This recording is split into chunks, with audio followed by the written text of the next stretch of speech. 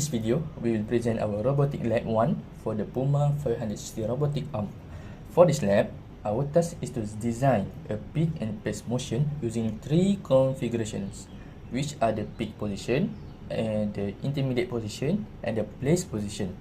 After that, we will validate the robot motion by using forward kinematics in MATLAB to obtain the end effector position. As shown on the screen, we first define the robot model in MATLAB using the given Dynavit-Hartenberg parameters.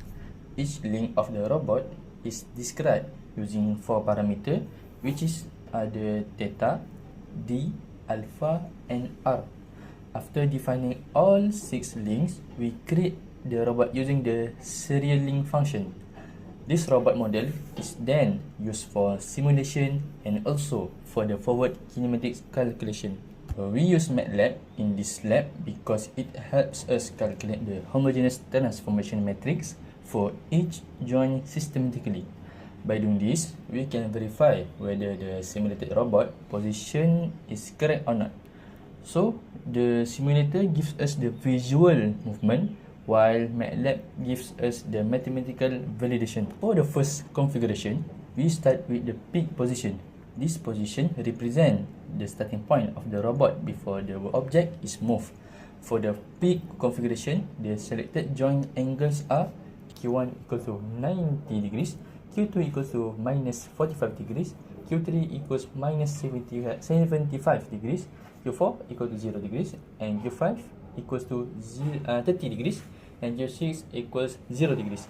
In radian form, these values are theta 1 equal 1.5708, theta 2 equals minus 0.7854, theta 3 equals minus 1.3090, theta 4 equal to 0, theta 5 equals to 1.5236, and lastly, the theta 6 equal to 0. From these joint values, MATLAB generates the individual transformation matrices starting from T01, followed by T21, and then T32, and the remaining matrices until T65. After multiplying all the transformation matrices together, we obtain the overall matrix, which is T06. From this matrix, we extract the final end effector position.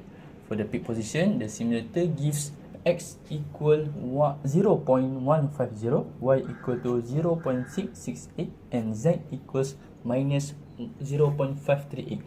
And the MATLAB result is very close to the simulator result. So this shows that our forward kinematics calculation for the peak position is correct. Next, we move to second configuration, which is the intermediate position. This position is important because it acts as a transition point between the peak position and the place position. In other words, it helps the robot move more smoothly and logically instead of moving directly in one step. For the intermediate position, the selected joint angles are Q1 equals to 50 degrees, Q2 equals to 0 degrees, Q3 equals minus 75 degrees, Q4 equals 0 degrees, Q5 equals 30 degrees, and Q6 equals 0 degrees. In radian form, this value are theta 1 equals to 0.8727, theta 2 equals to 0, theta 3 equals minus 1.3090, theta 4 equals to 0, theta 5 equals to 1.5236, and lastly the theta 6 equals to 0. Then the same process is repeated in MATLAB, where we calculate each homogeneous transformation matrix and multiply them to obtain T06. For the intermediate position, the simulator result is x equal 0.663, y equal to 0.557, and z equals to 0.092. Again, the MATLAB result is very close to these values. This means the intermediate position is also validated successfully. And then finally, we move to third configuration, which is the place position. This is final destination of the robot where the object is assumed to be placed.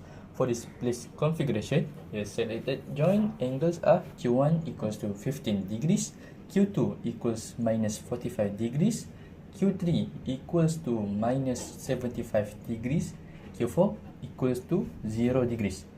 Also, Q5 equals 30 degrees, and lastly Q6 equal to 0 degrees. In radian form, this value are theta 1 equal 0.2618, theta 2 equals minus 0.7854, theta 3 equals minus 1.3090, and then theta 4 equals to 0, theta 5 equals to 0.5236, and theta 6 equal to 0. Just like before, MATLAB is used to form the matrices from T10 until T65, and then all of them are multiplied to get the final transformation matrix T06. For the place position, the simulator gives x equal to 0.684 and y equals 0.028, and the z equals minus 0.538.